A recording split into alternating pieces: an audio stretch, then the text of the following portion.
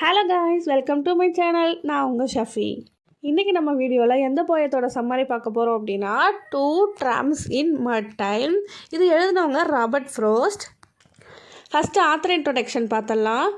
Robert ஃப்ரோஸ்டோட full name Robert Lee Frost. இவர் March 26, 1874 பிறந்து January 29, 1963 இறந்துருக்காரு. He was an American poet.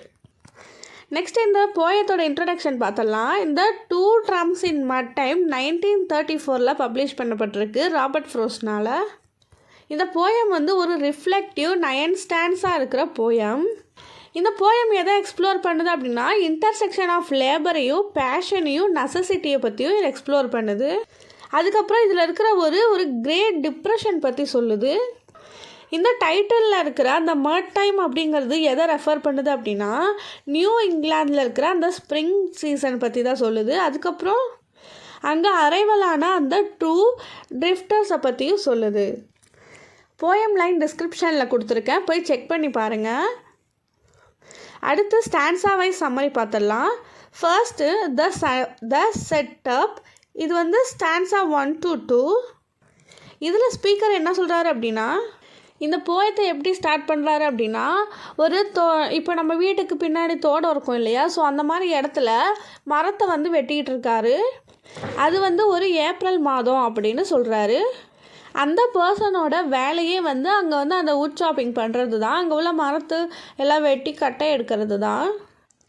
அவர் ஒரு அவகேஷனில் இருக்கிறதுக்கு தான் ஆசைப்பட்றாரு. பட் ஆனால் அவரோட ஜாப் இல்லையா அதனால் அவகேஷனில் எப்பயுமே ஆக்டிவாக அந்த ப்ரெசண்ட்டில் இருக்கார். அப்போ சடனாக 2 ட்ராம்ஸ் வராங்க. ட்ராம்ஸ்னால் நாடோடிகள். அவங்க 2 பேரும் இவர் அந்த வுட் கட் பண்ணுறதை பார்த்துக்கிட்டே இருக்காங்க. அதில் ஒருத்தவர் மட்டும் கத்தி பேசி என்கரேஜ் பண்ணுற மாதிரியே பேசிகிட்டு இருக்காரு. ஆனால் ஸ்பீக்கருக்கு தெரியும் இவங்க ஸ்பீக்கர் செய்கிற அந்த வேலையை நிறுத்துறதுக்காக வந்திருக்காங்க அப்படின்னு. அதனால ஸ்பீக்கர் அந்த வேலையை நிறுத்தவே இல்லை, அவர் செஞ்சிட்டே இருக்கார். எதனால் அப்படின்னா, அவர் வேலை செஞ்சால் மட்டும்தான் அவருக்கு காசு கிடைக்கும், அதனால தான். Next the nature interlude stanzas 3 to 5. இதில் ஆத்தர் என்ன சொல்கிறாரு அப்படின்னா, இப்போ ஒரு ஸ்ப்ரிங் சீசன் இருக்குதுன்னு இமேஜின் பண்ணிக்கோங்க. அந்த ஸ்ப்ரிங் சீசன் வர்றதுக்கு முன்னாடி வெயில் காலம் இருக்குது. அப்படியாப்பட்ட அந்த வெயில் காலம் எப்படி திடீர்னு அந்த டைம் முடிஞ்சதுக்கப்புறம் ஒரு ஸ்ப்ரிங் சீசனாக மாறுது, குளிர்காலமாக மாறுது அப்படின்னு சொல்கிறாரு. அந்த மாதிரி நடக்கிற ஒரு இன்சிடெண்ட்டை ஒரு பிக்சராக எடுத்து அதை பற்றி ஆத்தர் சொல்கிறாரு. ஆத்தர் என்ன சொல்கிறாரு அப்படின்னா, அந்த மட் டைம் அப்படிங்கிறது ஒரு ட்ராச்சரஸ் அப்படின்னா துரோகம் செய்கிற ஒரு விஷயம் அப்படின்னும். இது எப்படி இருக்குது அப்படின்னா, இந்த சர்ஃபேஸில் ஒரு கிறிஸ்டல் ட்ரீத்தை ஹைட் பண்ணி வைக்கிற மாதிரி இருக்குது அப்படின்னு ஆத்தர் சொல்கிறாரு.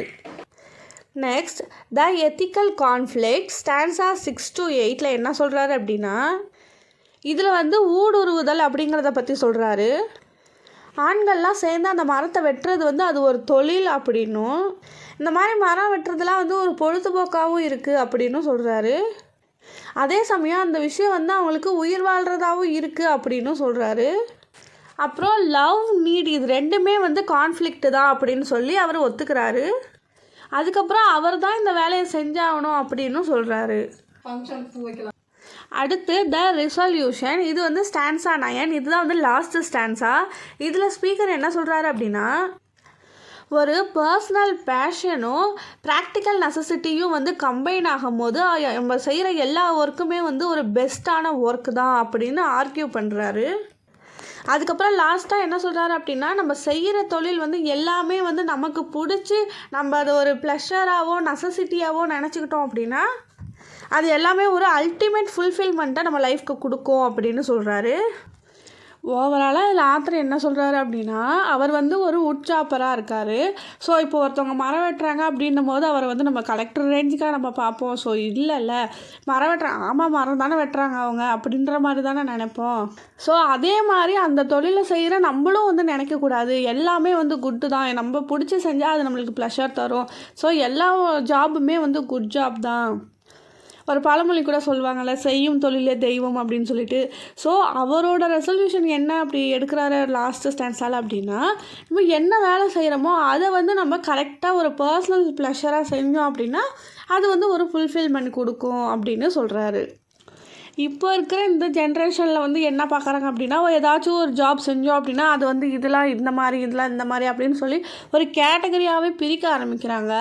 ஸோ இன்னும் நான் கேட்குறேன், இப்போ வந்துட்டு இந்த ட்ரைனேஜ்லாம் க்ளீன் பண்ணுறவங்க இருக்காங்க இல்லையா, ஸோ அவங்களாம் இல்லைனா யார் க்ளீன் பண்ணுவா? ஸோ அந்த இது அவலமாக நினைப்போம். ஸோ அந்த மாதிரி இவங்க இப்படி தான் அப்படின்ற மாதிரி நினைப்பாங்க இல்லையா. ஸோ அந்த மாதிரி நினைக்கக்கூடாது. அது மட்டும் இல்லாமல் ஜாபு அப்படின்னு வரும்போது அவர் மணிக்காக செய்கிறாரு, ஒரு என்டர்டெயின்மெண்ட்காக இருக்கலாம். இல்லையா வேறு வழியே இல்லை, ஜாப் செஞ்சால் தான் எனக்கு நாளைக்கு மணி கிடைக்கும், ஸோ அப்போ தான் வந்து என்னோடய லைஃப்பை வந்து சர்வை பண்ண முடியும் அப்படிங்கிறதுக்காக கூட செய்யலாம். ஸோ எல்லா ஜாபுமே வந்து குட்டு தான். அது வந்து நம்ம எந்த அளவு எந்த மாதிரி நம்ம அதை எடுத்துக்கிறோம். ஸோ ஒருத்தவங்க சொல்கிறாங்க அப்படிங்கிறதுனால நம்ம ஒரு விஷயத்தை வந்து நம்ம லைஃப்பில் வந்து ஃபாலோ பண்ணிடக்கூடாது. அவங்க சொல்லிகிட்டே தான் இருப்பாங்க. அதே மாதிரி நம்ம ஜாப் ஒன்று பண்ணுறோம் அப்படின்னா நமக்கு அது பிடிச்சாலே போதும். அந்த மாதிரி நான் ஒரு லாஸ்ட்டில் ஒரு ரெசல்யூஷன் எடுத்துடுறேன், எனக்கு என் ஜாப் பிடிச்சிருக்குதா, அது வந்து எனக்கு ப்ளஷர் கொடுக்குது தான். ஸோ அப்படி நான் வந்து அது ஒரு பர்சனல் ப்ளஷராக எடுக்கும்போது மட்டும்தான் அது எனக்கு வந்து ஃபுல்ஃபில்மெண்ட் தருமே தவிர, மற்றவங்க சொல்கிறத வந்து நான் காதில் வாங்கிட்டு ஆமாம் அப்புறம் அப்படி தான் போல் அப்படின்ற மாதிரி நினச்சேன் அப்படின்னா கண்டிப்பாக அது வந்துட்டு ஒரு ஃபுல்ஃபில்மெண்ட் வந்து தராது. ஸோ அதனால தான் எதுவுமே வந்து இது இப்படி தான், இது அப்படி தான், இதுதான் குட் ஜாப், இதெல்லாம் வந்து பேட் ஜாப் அப்படின்ற மாதிரி நம்ம பிரிக்கக்கூடாது. நல்ல ஜாப் நம்ம பண்ணுறது எல்லாமே வந்து நல்லது தான் அப்படின்னு சொல்கிறாரு.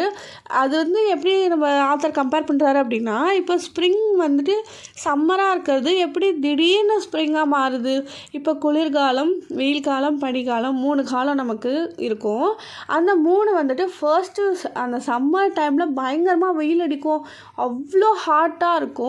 ஸோ திடீர்னு அந்த மந்த்து அந்த டைம் முடிஞ்சதுக்கப்புறம் அது வந்து எப்படி ஒரு டக்குன்னு ஒரு ஸ்ப்ரிங்காக மாறுதோ அதே மாதிரி தான் லைஃப்பும் வந்துட்டு சேஞ்சஸ் நமக்கு டக்குன்னு தான் மாறும். அது வந்து ஒரு மிராக்கலாக இருக்குது.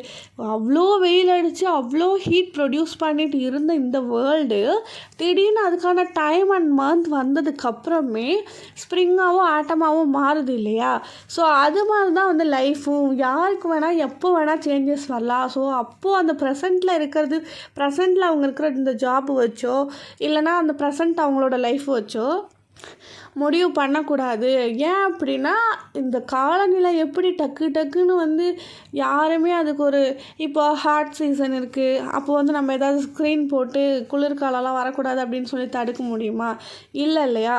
இது வந்து நேச்சர், இது வந்து நேச்சரோட கிஃப்ட்டு, காடோட கிஃப்ட்டு. ஸோ அதோட வேலையை அது வந்து கரெக்டாக தான் செஞ்சுட்டே இருக்கும். ஸோ அதே மாதிரி நம்மளோட வேலையை வந்து கரெக்டாக பண்ணிகிட்டே இருந்தோம் அப்படின்னா அதுதான் வந்து ஃபுல்ஃபில்மெண்ட். அதனால தான் லாஸ்ட்டில் வந்து நான் இந்த ஒரு ரெசல்யூஷன் எடுத்திருக்கேன் அப்படின்னு ஆத்தர் சொல்லி இந்த போயத்தை முடிக்கிறாரு. இந்த போயத்தோட சம்மரி உங்கள் எல்லாருக்கும் புரிஞ்சிருக்கும் நம்புகிறேன். தேங்க்ஸ் ஃபார் வாட்சிங். Subscribe my channel.